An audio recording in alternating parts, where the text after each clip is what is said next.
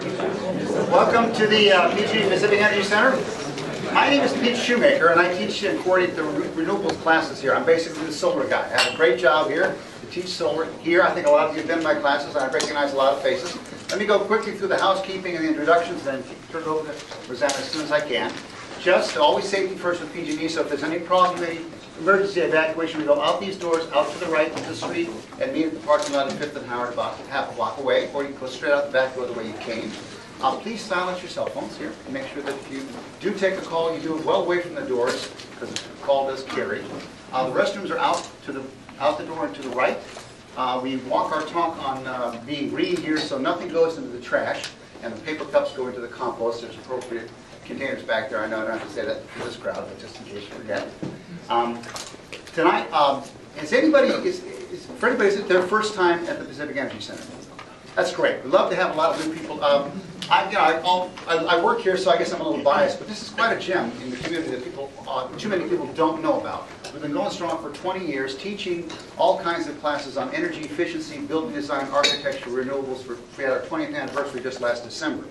We're funded by a small public purpose charge, so we have also not only classes, and there's plenty of them here. There's a schedule here that we're just finishing up our spring semester, but we have an online schedule. We'll have a fall schedule coming out in August, mid-August. Lots of classes here. We also have an extensive tool lending library for hundreds and hundreds of tools for all kinds of logging, measuring, solar, power measurement, all that sort of thing. A great resource here.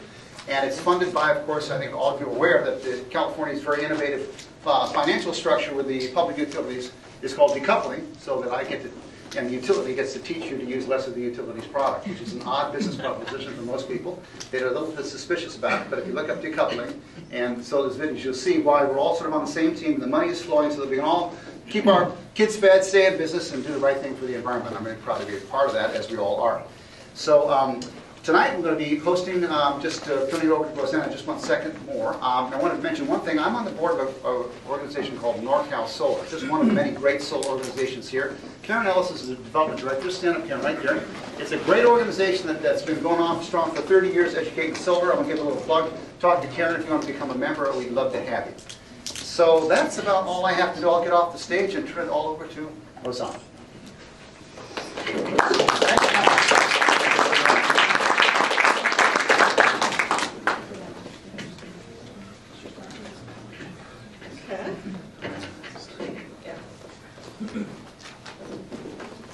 Okay, how's that?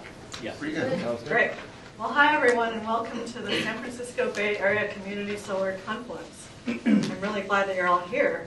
My name is Rosanna Francescato, and I'm with the Solar Gardens Institute and the local Clean Energy Alliance, because I just couldn't get enough of one organization.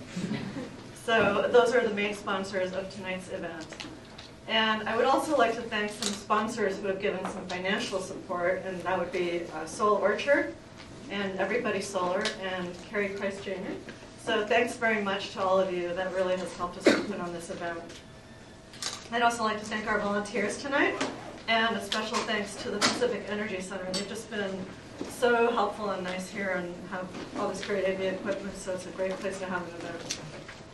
So we have a lot of different perspectives and viewpoints here tonight, and I'd like to get an idea really quickly of who's here. So could you please raise your hand if you're maybe with a community group or a neighborhood association, something like that? Great, okay. And how about an organization that's finding ways to fund community power? I know there's some of you here.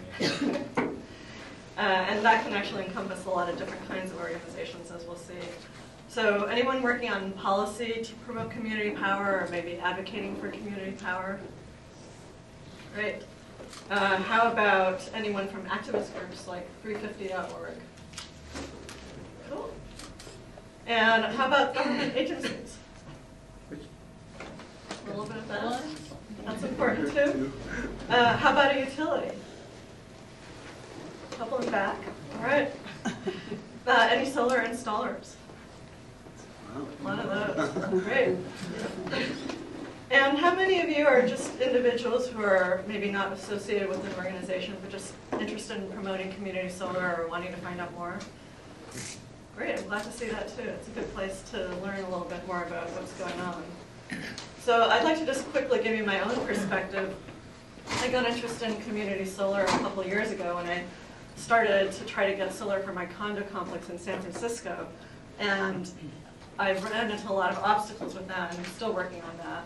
So that's led me to want to help overcome barriers for other people who are trying to get solar and aren't able to. And that turns out that's really most of us.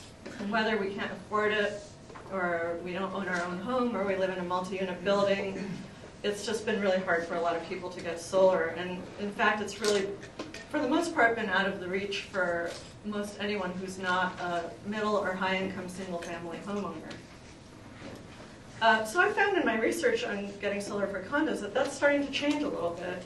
And as the world is moving to higher adoption of renewable energy, the question that some of us are asking is, who's going to benefit from that? And the good news is that there are more and more organizations emerging to help everyone and help all communities participate in and benefit from renewable energy. And we're going to hear about some of those tonight, happening right here. And I just want to mention that while we do have a focus on solar here, I don't mean at all to leave out other renewable energy. And I know that some of you may have thoughts on wind power or definitely grid and storage issues. Those are all important parts of the picture. It's really just that we only have so much we can get through in 2.5 hours.